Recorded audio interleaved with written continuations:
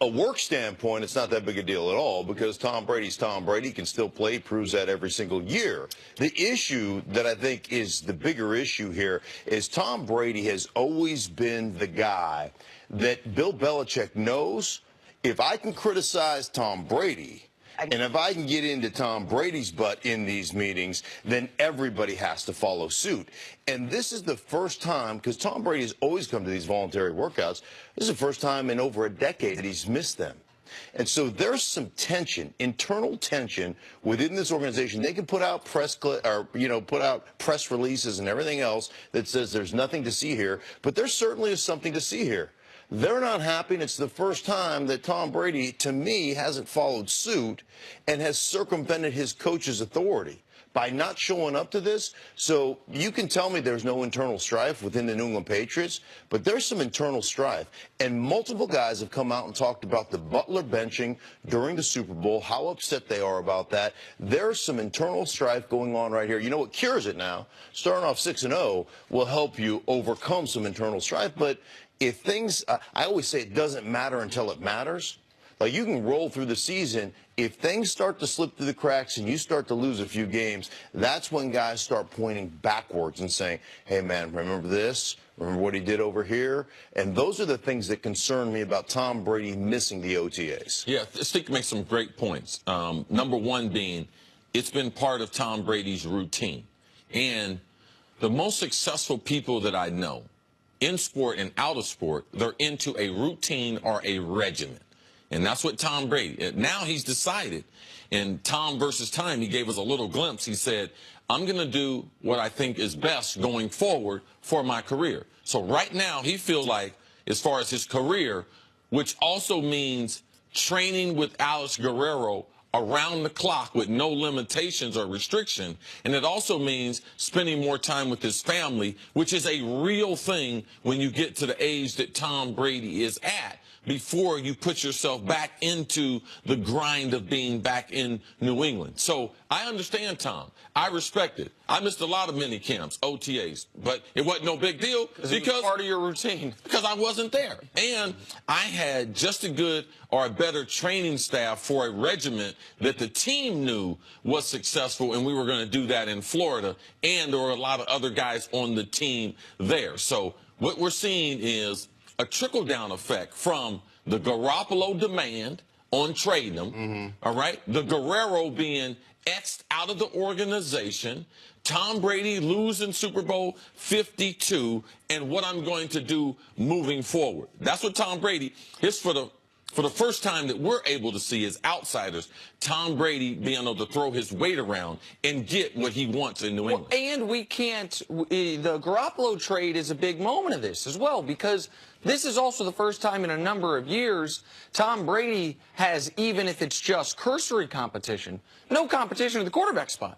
They didn't draft a quarterback in the first round like a lot of us thought they would. They don't have Jimmy Garoppolo sitting there as a guy that people think is going to be the heir apparent. Not that anyone ever thought Brady was going to. Yeah, people would argue the only competition that's ever been was when Drew Bledsoe was there, and Tom was young. Sure. Since then, they have not had a competent replacement for Tom Brady in Castle or even in Garoppolo. Well, as far as pressure. I understand that nobody thought that he was going to get benched for those guys, but this is the first time in a long time that the guy behind him isn't the young guy the Patriots are hoping might one day take over for him.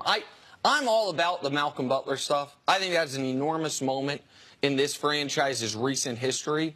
I don't think these OTAs have as much to do with the Malcolm Butler stuff. I think it has to do with what we saw in Tom versus Time, which is his family.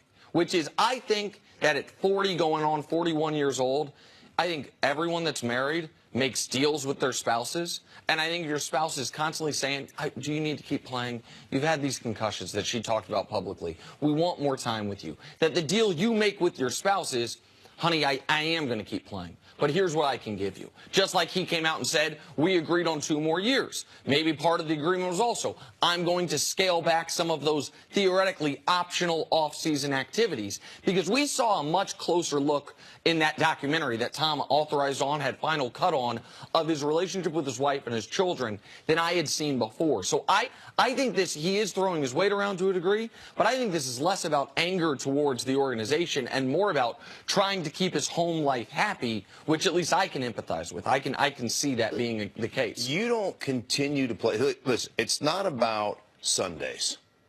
Sundays, I can't remember who was it that said it. You can will you out there. Right. Sundays, like I can't remember who said it, but they said, hey, man, I think it was Marvin Harrison said, I play for free. Right. They pay me to practice Monday through Saturday. It's not about Sundays. You'll show up on Sunday and you'll play all day long. It's your willingness to prepare Monday through Saturday. And if you are sick of the guy that's constantly grinding on you, and you've said as an organization and as a quarterback, I have consistently taken less than my value to make sure that we could manage the cap properly, and in return, I get a benching of Malcolm Butler. I'm sitting here going, you cost me a Super Bowl.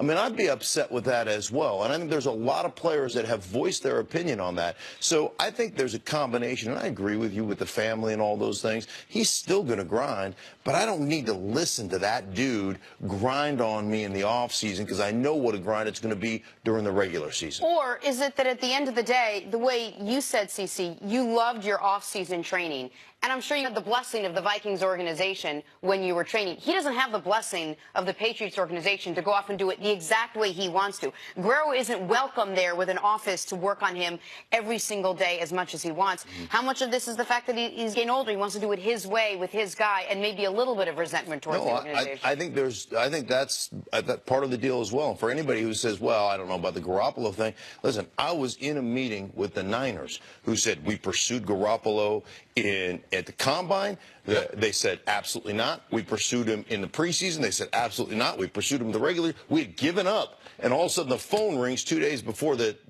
trade deadline. Bill Belichick called. He said, hey, you still want him? He's yours. Bam. And only a second-round pick. Right. So, I mean, there has been a rift within that organization. Regardless of what they say, there has been just some controversy in there. I know it's not Belichick's way. It might not be the Patriot way, but it seems like every time we talk about anything going on with the Patriots, one thing that gets brought up is the Malcolm Butler benching. Is there any way for him to diffuse that situation? Yes, absolutely. You have to swallow your pride. You don't have to do it in public, but you have to have your team in there and say, in hindsight, I thought I was doing the right thing. I screwed up. And I apologize. I don't know if that's in his. I don't know if that's in him. And it may be. It may be. But I'll tell you one thing. I played for one of the most regal men in all of professional football, in Joe Gibbs. I mean, one of the most regal men. And if Joe Gibbs, we lost a game. We started off the season 11-0 in 1991. We lost a home game to the Dallas Cowboys. And you know how it is when you lose. You know, the coaches come in and pound you and say, hey, you guys didn't execute this. 100% responsibility. I didn't coach you guys. I screwed up. This is on me. And went to the media and said 100% on me. And as a player, when you have a coach that's willing to accept some responsibility and to basically tell you, guys, listen, man, I screwed up. Because you think the egos are big in the locker room? Walk upstairs to the coaches' offices. You want to talk about some of the biggest egos you have ever seen in your entire life. Just walk upstairs. And I'm telling you, have a coach that's willing to basically own up to those mistakes is huge as a player. The amount of respect that is developed between player and coach when they're willing to say, man, I own that one. That's me. Yeah, and I don't think that's going to happen in New England. I don't think so either. You know, because that's just not the way they do things. Right. And it could have been addressed. There's a number of players that have already left the organization, so you're not going to be able to get that full message to the roster. But Tom Brady and some of those other veteran players, they did deserve some type of answer. And I just believe the way Belichick went about it was the wrong way. All right, Mark. Stick around. Coming up, will we see Baker Mayfield?